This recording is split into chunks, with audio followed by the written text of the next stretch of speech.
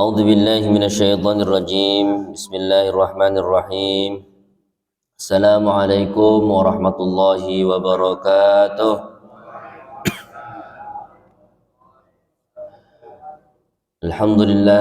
Alhamdulillahi wa kafa.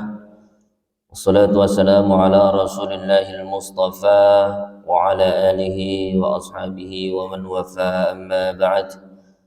فيا أيها الجماعة أوصي نفسي وإياكم بتقوى الله فقد فاز المتقون ولا تموتن إلا وأنتم مسلمون. فقال تعالى مذكرا بذلك: أعوذ بالله من الشيطان الرجيم. يا أيها الذين آمنوا اتقوا الله حق تقاته ولا تموتن إلا وأنتم مسلمون. صدق الله العظيم. Alhamdulillah, bersyukur pada Allah Subhanahu wa taala. Pada pagi subuh yang berbahagia ini kita masih diberikan kesempatan oleh Allah untuk hidup.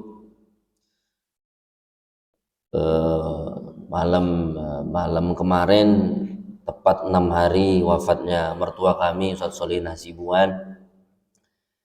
Malam ini insyaallah akan diperingati hari ketujuhnya. Bapak Ibu yang berkesempatan hadir, kami termasuk mengundang Bapak Ibu yang jamaah Masjid Izzatul Islam ini untuk hadir di acara nujuh bukan di rumah, tapi insya Allah diadakan di rumah Ustadz Kemas Ali di Kapten Arifai di seberang Hotel Batika. Hotel Batika ada lorong seberangnya. Nah, disitulah insya Allah akan diadakan nujuh. Bapak Ibu yang dirahmati Allah, kita manfaatkan kesempatan untuk hidup ini dengan sebaik-baiknya. Allah Subhanahu wa taala telah berfirman dalam Quran surat Al-Munafiqun ayat 9 sampai dengan ayat 10. Saya bacakan Bu ya. A'udzubillahi minasyaitonir rajim. Ya ayyuhalladzina amanu, wahai orang-orang yang beriman, la tulhikum amwalukum wala auladukum an dzikrillah. Janganlah sampai harta yang kita punya, janganlah sampai anak-anak yang kita punya membuat kita lalai dari mengingat Allah. Jadi kalau masih punya harta, masih punya anak-anak, alhamdulillah jamaah yang hadir pada kesempatan pagi ini, saya yakin kita semua adalah orang kaya. Bapak Ibu tahu tidak standar orang kaya itu menurut Rasul? Tahu Bapak Ibu? Standar tertinggi kaya menurut Rasul tuh tahu nggak? Nggak tahu ya. Standar kaya Rasul, standar tertingginya ya Bapak Ibu ya.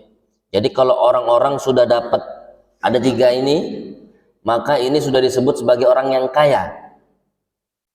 Man asbaha minkum aminan fi sirbihi, kata Rasul. Barang siapa yang bangun tidur pada pagi harinya dalam kondisi yang aman. Aman hari ini, pagi ini, aman. Tidak diancam teroris. Bu, Bapak, sampai hari ini saudara-saudara kita di Palestina jangankan bangun tidur, mau tidur saja mereka belum tentu aman. Mungkin seandainya tertidur, bangun-bangun sudah di dunia itu. Kenapa? Karena sampai hari ini mereka tidak dalam kondisi yang aman, masih dalam kondisi perang. Masih dalam, kalau perang bukan perang itu namanya, itu penjajahan ya. Sampai hari ini hidup dalam kondisi yang tidak aman. Maka kemarin kalau tidak salah sebulan yang lalu kami mengisi kajian, kalau dalam ilmu IPS, ilmu sosial, kebutuhan manusia terbagi 3. Ada kebutuhan primer, ada kebutuhan sekunder, ada kebutuhan tersier. Kebutuhan primer, kebutuhan yang utama, paling utama, artinya manusia nggak bisa nggak dapat ini.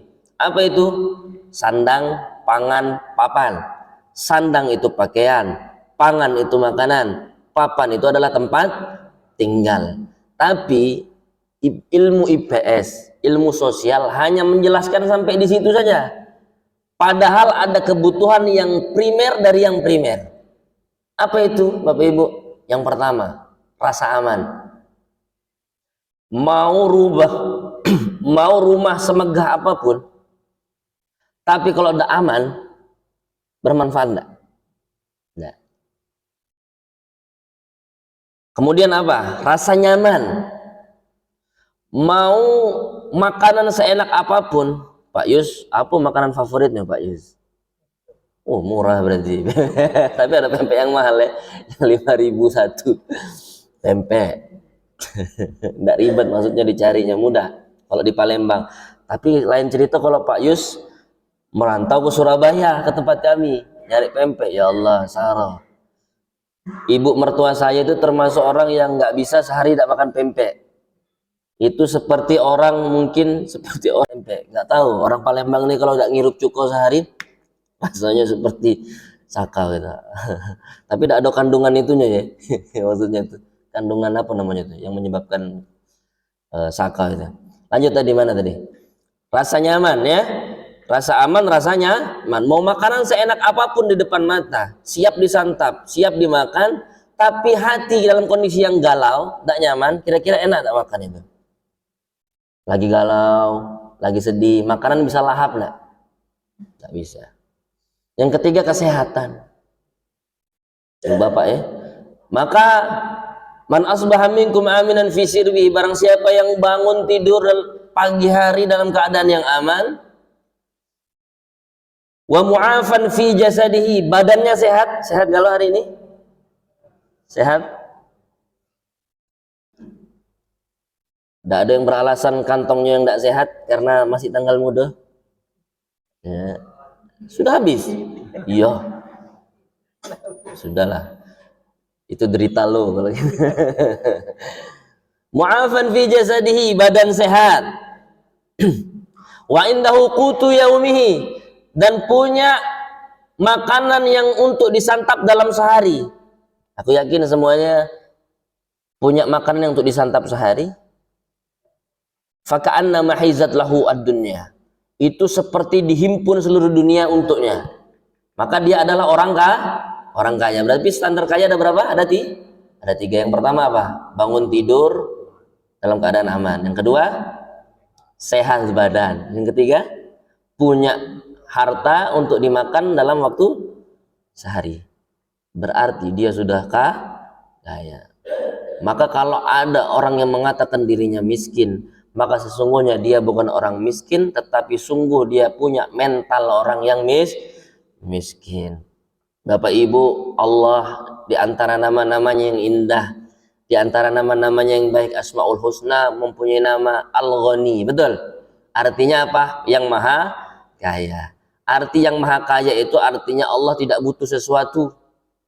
Maka manusia kalau ingin disebut kaya, semakin manusia itu tidak butuh sesuatu, semakin kaya dia. Bukan dalam konteks kaya itu seberapa banyak harta yang dia punya. Karena berapa banyak orang yang punya banyak harta, tapi hatinya tidak kaya.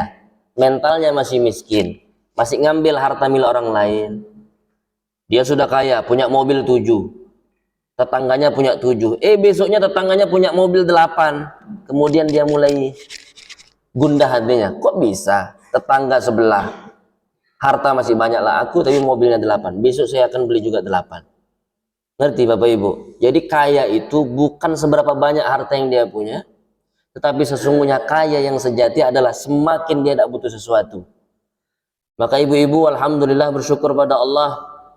Kita kembali ke ayat yang tadi, ya ayyuhalladzina amanu la tulhikum amwalukum.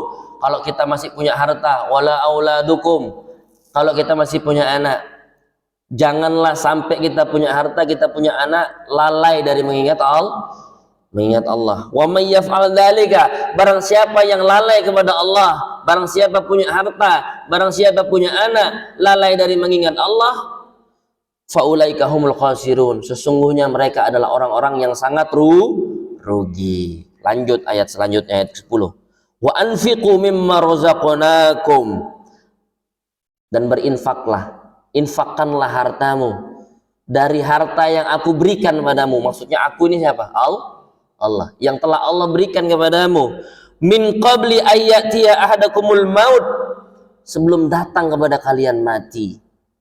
Fayaqul, kemudian orang-orang yang mati akan berkata, Rabbi laula akhartani ila ajalin qarib, ya Allah, ya Tuhan kami, kalaulah engkau berkenan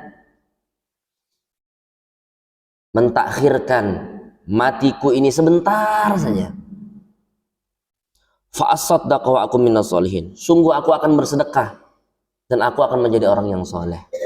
Maka Bapak Ibu, kalau masih diberikan kesempatan hidup, bisa bangun tidur, maka manfaatkan dengan sebaik-baiknya.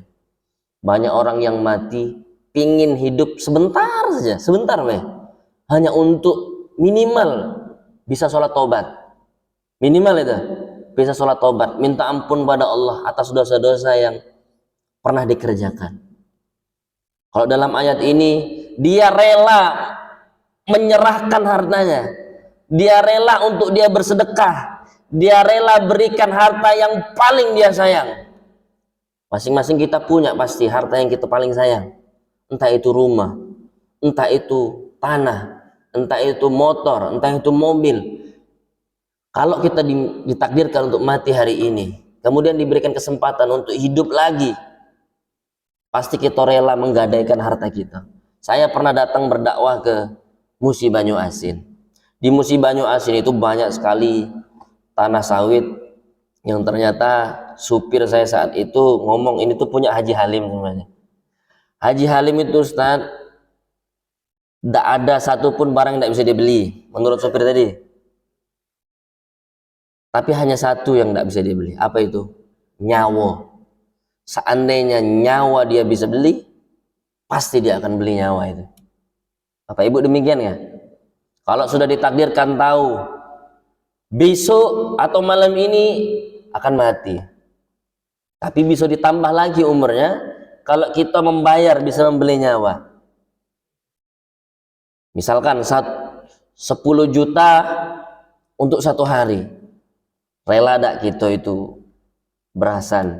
Kalau udah katik duit 10 juta berasan hanya untuk minta tambah waktu 1 hari, betul?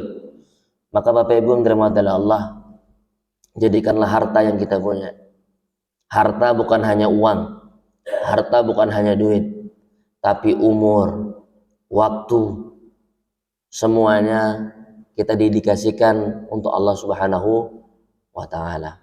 Perbanyak amal ibadah, terutama bukan berarti yang tua lebih cepat, bukan, tapi yang sudah merasa sudah tua, sudah umur 40 tahun ke atas ya, apalagi sudah 60, apalagi sudah 70. Artinya Bapak Ibu yang dirahmati Allah, bersyukur masih diberikan umur yang panjang, sehingga kita mudah-mudahan bisa beramal dengan baik. Amin amin ya rabbal alamin.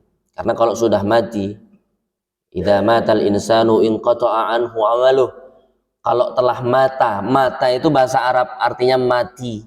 Jadi mati dalam bahasa Indonesia itu terambil dari kata dalam bahasa Arab. Idza mata al insan, apabila insan manusia itu mati, inqata'a anhu amaluh, dia tidak bisa nambah amal illa min thalatha, kecuali dari 3. Illa min shadaqatin jariyah, sedekah jariyah. Masih hidup, punya duit, taruh di Masjid Izzatul Islam.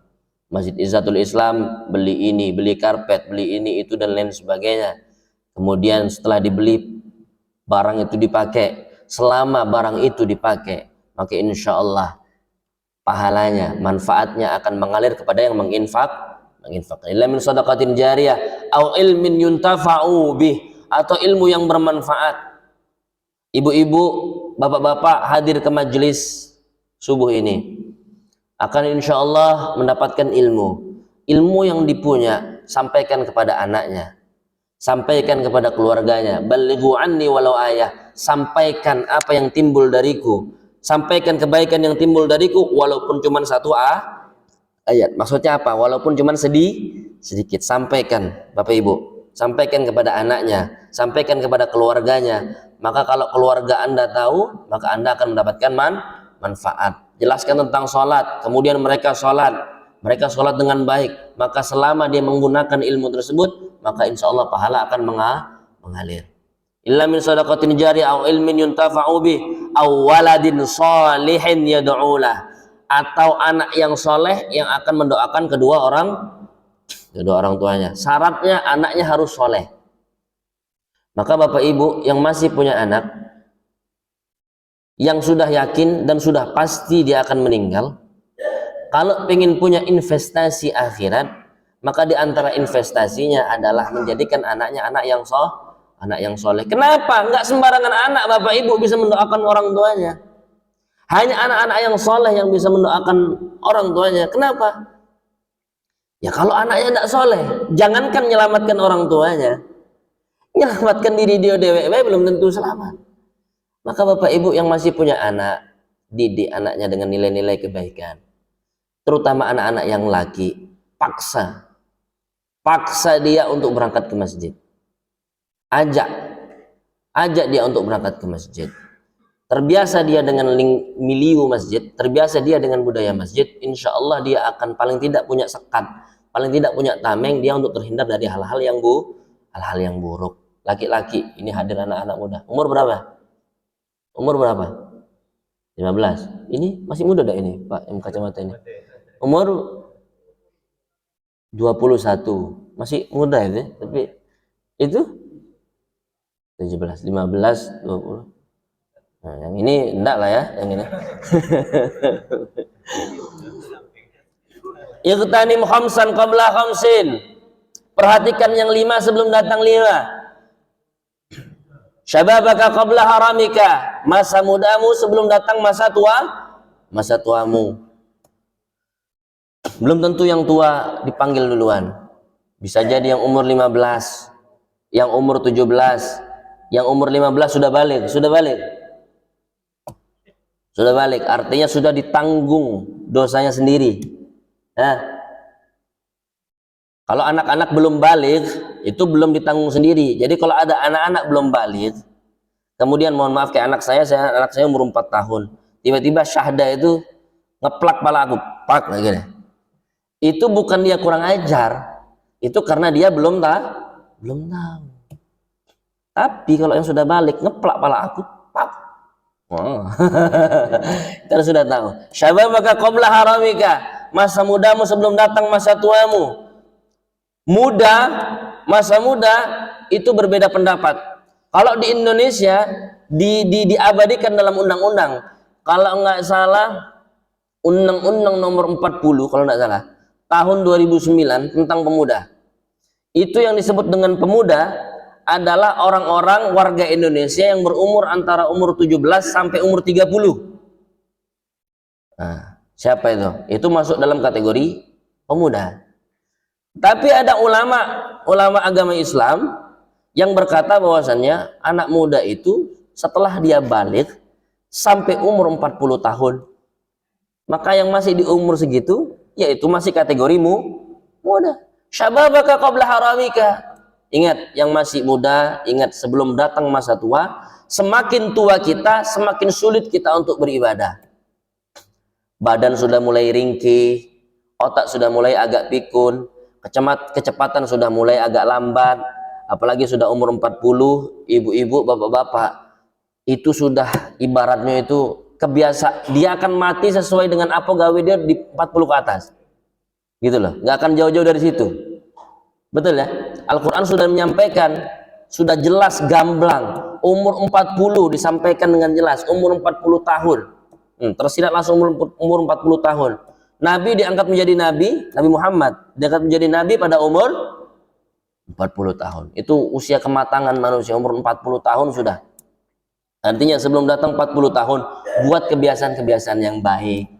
Anak-anak muda, sekarang zamannya zaman gadget, zamannya HP, zamannya internet. Boleh Ustadz pakai internet? Boleh. Boleh Ustadz main game? Boleh, tapi itu adalah pekerjaan yang sia-sia. Kalaupun mau dikerjakan, usahakan diatur waktunya. Jangan sampai waktu yang diberi 24 jam dipakai untuk tidur sepertiganya itu. Kurang lebih berapa? 7 sampai 8 jam. Sepertiga, 8 jam dipakai untuk tidur. Jangan sampai kita main game, anak adik-adik main game, ngambil waktu sepertiga juga, 8 jam main game. Berarti cuma tersisa berapa waktu? 8 jam. 8 jam digunakan untuk hal-hal yang lain, main futsal ini dan lain sebagainya. Jadi habis waktu untuk hal-hal yang sia-sia. maka diatur waktunya, diatur jamnya. Ibu-ibu, bapak-bapak yang punya anak-anak masih kecil, mulai diberikan kebiasaan-kebiasaan yang bagus. Ya, boleh nonton, boleh, tapi diatur waktunya sehingga dia nggak ketagihan. Nanti dia besar, semakin susah untuk dia diatur. Iqtanim khamsan qabla khamsin, syababaka qabla harumika. Masa mudamu sebelum datang masa tua, wasihataka qabla saqamika, dan masa sehatmu sebelum masa sakitmu. Ibu-ibu, bapak-bapak, kita bahas tentang sholat. 1 bulan Ustadz Solihin berada di rumah sakit. Istri saya tanya, Bi, gimana ayah ini sholat? Masih wajibkah dia sholat? Wajib. Wajib. Orang yang sakit, terkapar, masih sehat akal, wajib mengerjakan sholat.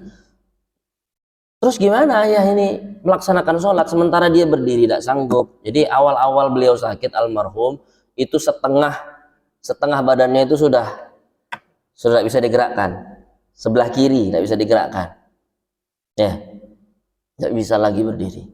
Ngomong sudah susah, kesadaran setengah sadar setengah tidak. Terus gimana caranya? Bisikkan dengan ayah, ya sekarang sudah datang waktu sholat. Kalau zuhur sampaikan sudah masuk waktu zuhur. Terus gimana cara beliau berwudu? Saya beli semprotan, ya, semprotan apa biasanya dipakai untuk nyemprotin apa? Nyemprotin kembang, ya, yang kecil, ya Bu, ya, Bapak Ibu ya tahu, ya, yang kecil itu saya beli di pasar, saya beli, kemudian diisi air, kemudian kita yang mewudukan. Jadi kita semprot di tangan, kita basuh ke wajah. Boleh tayamum Ustadz, selama ada air nggak boleh tayamum. Nah iya, syarat boleh tayamum itu apa? 1, sudah tidak ada air yang suci dan mensucikan. Kalau nggak ada air boleh tayamum. Atau dia sakit, tapi kalau dia kena banyu, berpotensi dia sakitnya tambah parah. Kalau enggak tambah parah, ya tetap wajib menggunakan pasal 1. Apa itu? Menggunakan air. Ambil air. Enggak bisa wudu, diwudukan. Kemudian kita bisikkan lagi, sudah masuk waktu zuhur, silahkan sholat zuhur sekalian dijamak dengan asar. Karena khawatir kalau orang sudah dibius, orang sudah kena pengaruh obat, maka dia susah bangun nanti asar. Jadi sekaligus dijamak. Jamak dan qashar itu berbeda. Kalau jamak itu ibu-ibu, bapak-bapak, itu bagi yang membutuhkan. Bukan sholat rukhsah untuk orang yang sedang dalam perjalanan, bukan. Kalau rukhsah atau keringanan untuk orang yang sedang dalam perjalanan itu namanya qashar. Qashar itu artinya dikurangi jumlah rakaatnya. Tidak semua sholat bisa diqashar. Yang bisa diqashar hanya sholat yang punya 4 rakaat. Apa baik berarti? Zuhur, asar, isya. Itu diqashar. Tapi kalau membutuhkan itu pakainya apa? Jamak. Pernah saya suatu ketika masih zaman kuliah di Jakarta, naik kereta KRL, tiba-tiba kereta KRL-nya mogok. Apa? Nggak tahu, mogok pokoknya. Sementara mau sholat, bener-bener nggak bisa ibu bapak. Kalau kita balik di Jakarta, itu jam-jam waktu sekitar jam 4:30 sore. Itu sudahlah. Naik kereta kita sudah jadi peyek. Tahu peyek? Iwak peyek itu. Maksudnya gepeng. Kita berdiri di kereta, pegangan, syukur-syukur dapat pegangan ini, kadang-kadang mati. Sesak itu Bapak Ibu, bau kelek kalau. Yo menggawi seharian. Ada yang bergawi di pasar Tanah Abang, ada ini. Jadi terstak di situ. Sholat maghrib lewat. Padahal saya naik KRL itu sebelum maghrib, sekitar jam-jam 4:30 saya naik KRL. Kemudian baru sampai di stasiun tujuan itu isya, ba'da isya. Jadi apa yang saya lakukan? Sholat jamak. Sholatnya di jamak. Sholat karena kebutuhan. Untuk orang-orang dokter-dokter, para dokter yang sedang operasi pasien, butuh enggak sholat jamak? Butuh. Jangan datang sholat, kemudian dia terbiasa sholat, kaget dulu ya aku ini, lanjutkan operasi ini, aku mau sholat dulu. Nah, ada rukhsahnya. Jadi orang-orang habis operasi, ya nanti sholatnya di jamak takhir. Nanti sholat bisa waktu asar. Jelas ibu-ibu, bapak-bapak. Jadi ada rukhsahnya. Tapi kalau dalam kondisi yang sehat, yang sakit saja masih wajib melaksanakan sholat, apalagi yang sehat. Wasihataka qabla saqamika. Terus apa lagi?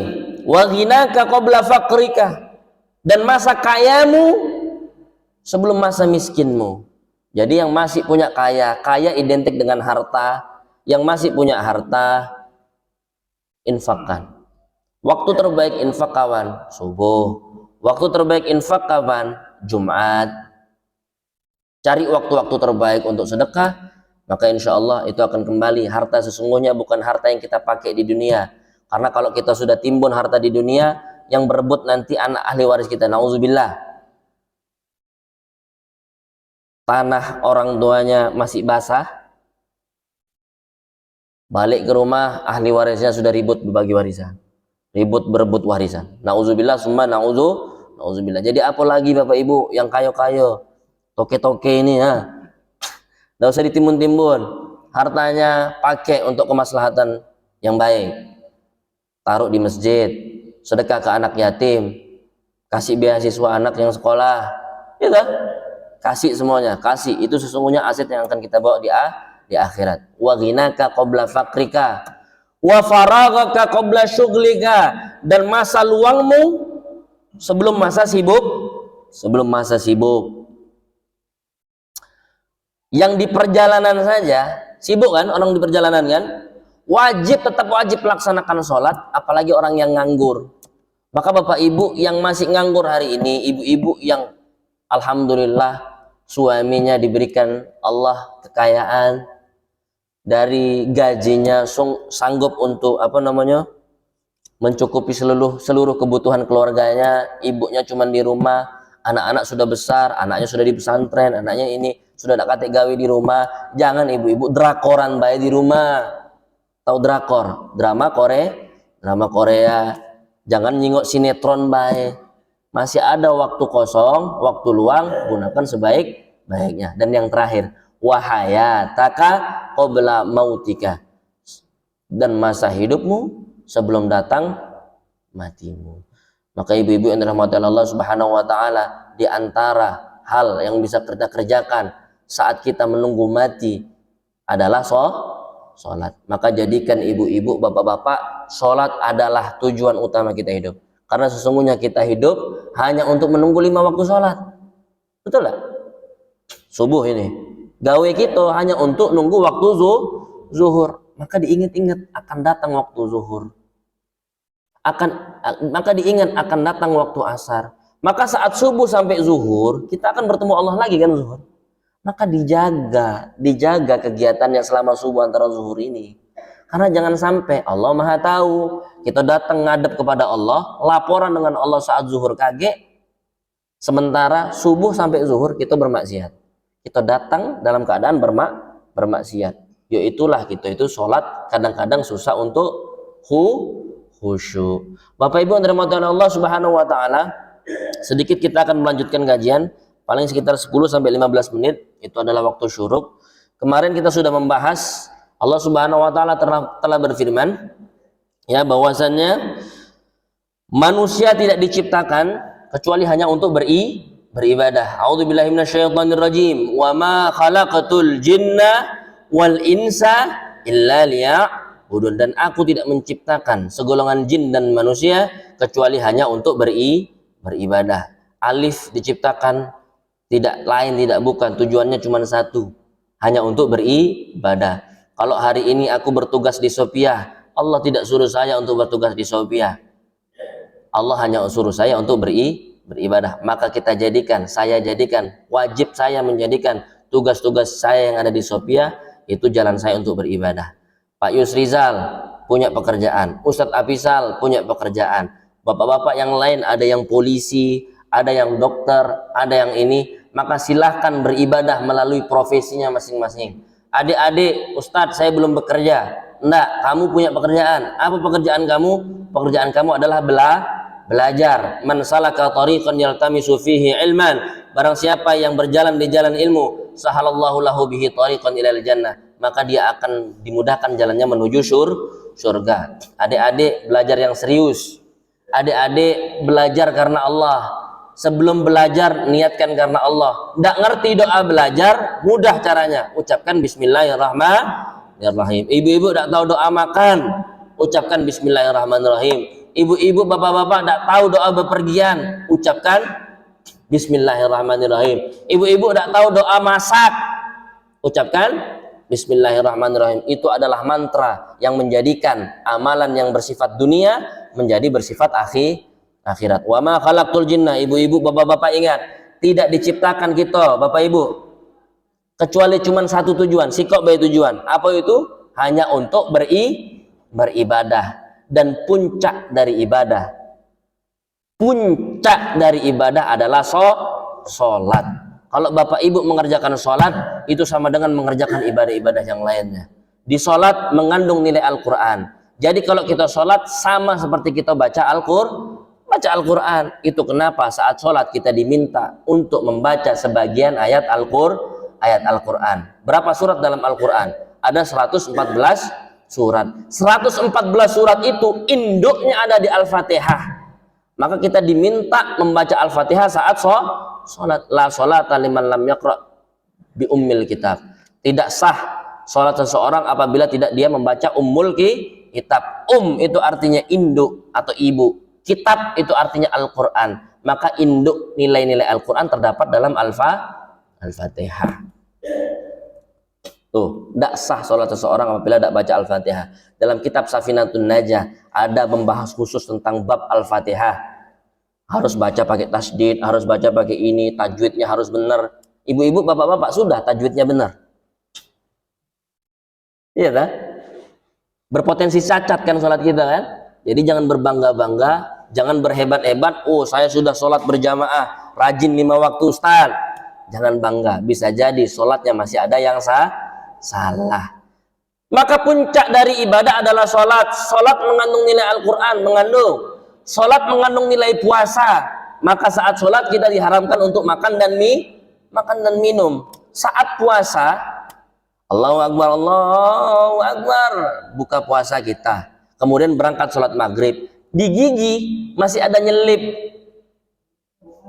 nasi, masih ada nyelip pempek. Kemudian kita mainkan lidah kita di situ. Telan, batal sholatnya. Ya, kalau kita ngaji, boleh tidak kita sambil makan sambil minum? Boleh tidak? Tadarus misalkan Ramadan sudah isya gitu ya, sudah isya. Habis itu biasanya kan di masjid-masjid kan tadarus ya. Itu kan biasanya disediakan konsumsi ya. Capek ngaji atau misalkan lagi ngaji terus batuk, bisa tidak minum sebentar? Bisa. Tapi kalau sholat bisa. Sholat sakit tenggorokan misalkan saya imam Kalau makmum iya lemak kamu cuman amin baik. Kalau imam bacaan panjang, lagi radang, lagi batuk-batuk, bisa imam berhenti sebentar, ambil dulu ya Pak minum dulu, bisa? Nggak bisa. Puncak ibadah sholat. Kamu lagi makan, berhenti, lagi minum, berhenti, fokus dengan Al-Quran. Tuh, sholat mengandung nilai puasa enggak? Bapak Ibu, mengandung nilai puasa? Mengandung nilai puasa. Rukun Islam yang pertama apa? Syahadat. Mengandung nilai syahadat enggak sholat itu? Maka saat sholat kita diminta untuk mengucapkan 2 kalimat syahadat. Asyhadu an la ilaha illallah wa asyhadu anna Muhammadan Rasulullah. Kapan? Saat asyhadu an la ilaha illallah wa asyhadu anna Muhammadan Rasulullah. Mengandung nilai syahadat. Apalagi?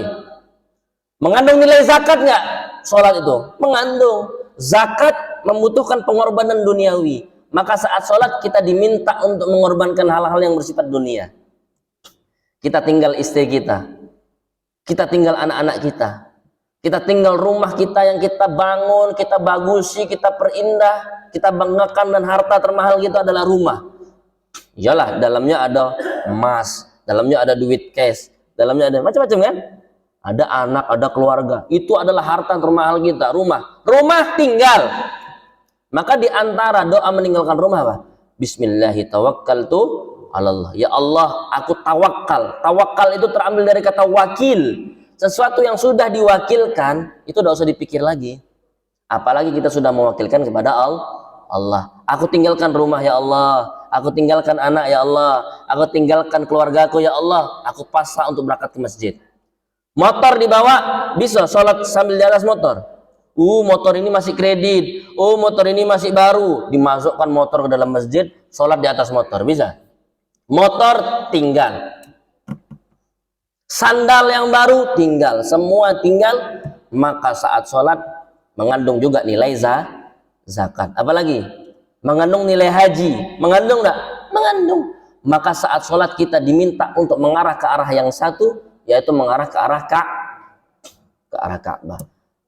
Sholat merupakan puncak dari ibadah. Kalau Allah perintahkan seorang hamba untuk melaksanakan puasa, cukup turun ayat, selesai. Saat Allah perintahkan seorang hamba untuk melaksanakan zakat, turun ayat, selesai. Saat Allah perintahkan seorang hamba untuk sedekah, turun ayat, selesai. Saat Allah perintahkan seorang hamba untuk apa? Baca Al-Quran, turun ayat, selesai. Sholat lain, sholat berbeda. Allah undang, buat skenario. Manusia yang paling mulia yang pernah lahir di muka bumi ini, siapa itu? Nabi Muhammad SAW, untuk melakukan perjalanan secara horizontal dan vertikal. Horizontal datar, vertikal naik, ya, untuk menghadap kepada Allah Subhanahu wa taala, untuk datang langsung menjemput perintah sholat. Bisa gak sebenarnya Allah itu turunkan ayat beres? Bisa baik. Turunkan wahyu kepada Nabi Muhammad, Muhammad, perintahkan kepada umatmu, perintahkan kepada sahabatmu, perintahkan kepada keluargamu untuk menunaikan sholat. Bisa? Bisa. Tapi Allah tidak ingin demikian. Saking pentingnya sholat, diundangnya Nabi Muhammad untuk melakukan perjalanan yang sangat jauh, ya, dari Masjidil Haram ke Masjidil Aqsa. Tidak cukup di situ. Dari Masjidil Aqsa naik langit 1, langit kedua, langit ketiga, langit ke-6, 3 ke-6, 4, 5, 6, 7, Sidratul Muntaha, bertemu dengan Allah Subhanahu wa taala. Datang langsung menyebut perintah sholat. Berapa pertama kali diperintah sholat itu? 50. Turun dia, bertemu di langit ke-6, bertemu dengan Nabi Musa. Sudahlah Nabi Muhammad, aku ini senior kamu. Aku senior kamu, aku yang sudah tahu lebih dulu tentang kondisi manusia. Tidak akan sanggup umatmu mengerjakan 50. Sanggup Bapak Ibu mengerjakan 50? 5 bayi bolong-bolong. 5 bayi ngerjakannya saat injury time. Datang maghrib, kaget welah. Sekalian bayi aku sholat sekali wudhu, bisa sholat maghrib, sholat isya. Sholatnya injury time. Tahu injury time? Sudah last minute. 5 waktu saja, sholat bolong-bolong. Kalau tidak bolong-bolong, ngerjakannya injury time. Balik. Minta keringanan. Dikurangi 50 jadi 45. Turun, balik. Kurangi 40 sehingga terkurang 5. Yang 5 masih disuruh balik Nabi Musa. Balik. Tidak akan sanggup yang 5 ini. Apa kata Nabi? Dia sudah malu. Kalau harus naik lagi, minta dikurangi. Maka jadilah yang 5 ini dibawa kemudian dilaksanakan sampai dengan kita hari ini. Ingat Bapak Ibu, yang disuruh berapa? 50. Pekerjaan yang sudah dikurangi sampai cuman tersisa 1/10. Masih malas kita gawe ke? Tersisa cuman 1/10, Pak. Kita kalau gawe ke yang 5 yang wajib ini, maka pahalanya sama dengan yang 50. Inna bihadhil khamsah khamsin. Sesungguhnya apabila mengerjakan yang khamsah, maka berpahala khamsin, berpahala 50 sholat. Ngerjakan 5, pahalanya 50. Mantap lah. Mantap. Diperintah 50, dikerjakan 5. Masih malas. Kemarin sudah dijelaskan, waktu 24 jam dalam sehari. Tapi dalam 24 jam diambil cuma 1 jam. 1 jam baik sholat. Masih ngeluh lama sholat. Ada jamaah ngeluh dengan saya, Ustadz, kapan terawih imamnya Ustadz ini, diumumkan imamnya Ustadz ini, pasti aku berlari Ustadz. Ngapa? Karena imamnya lama. Ya kita harus fair Bapak Ibu. Berapa sih waktu yang kita pakai untuk sholat? Berapa? Dengar kan? Sebentar kan? Dari 24 jam kan? Maka Bapak Ibu silakan nikmati sholatnya. Silakan bagus-bagusi sholatnya. Sholat itu tidak lama. Sholat itu hanya sampai mati. Kalau sudah mati kita mustahil melaksanakan sholat. Kaget pula tiba-tiba almarhum Ustaz Solihin bangkit lagi sholat, kaget gitu. Tidak mungkin. Maka Bapak Ibu yang dirahmati Allah, gunakan, manfaatkan masa hidup kita gunakan untuk ibadah dengan maksimal, dan puncak daripada ibadah itu adalah sholat. Mungkin cukup ini saja apa yang disampaikan. Sebelum ditutup mungkin kalau ada pertanyaan, Ibu kalau masih ada pertanyaan.